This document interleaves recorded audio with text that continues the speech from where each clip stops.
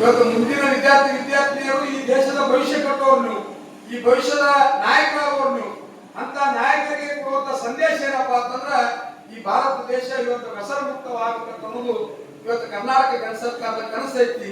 ಆ ನಿಟ್ಟಿನಲ್ಲಿ ನಮ್ಮ ಪೊಲೀಸ್ ಇಲಾಖೆ ಎಲ್ಲ ಗೌರವಾನ್ವಿತ ನಮ್ಮ ಶ್ರೀಕಾಂತ್ ಕಾಂಬ್ಳೆ ಅವರು, ಹುಲಿಮನಿಯವರು, ನಮ್ಮ ಸಿಬ್ಬಂದಿಯವರು ಬಹಳ ಒಳ್ಳೆ ರೀತಿಯಿಂದ ಈ ಕಾರ್ಯಕ್ರಮವನ್ನು ಸಂಘಟನೆ ಮಾಡಿ ಇವತ್ತೆಲ್ಲ ವಿದ್ಯಾರ್ಥಿನಿಯರಿಗೆ ಸೇರಿಸಿ ಇದೊಂದು ಬಹಳ ಅತ್ಯುತ್ತಮವಾದ ಕಾರ್ಯಕ್ರಮ ಇವತ್ತು ಸಿದ್ಧಿ ನಗರದಲ್ಲಿ ಮಾಡ್ಯಾರ.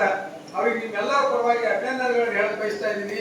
ಅದ್ರ ಜೊತೆಗೆ ಬೆಳೆಯವರ ಇದು ಕಾರ್ಯಕ್ರಮ ಬರೇ ಸಿಂದಗಿ ನಗರಕ್ಕೆ ಅಷ್ಟೇ ಸೀಮಿತ ಆಗಬೇಕು.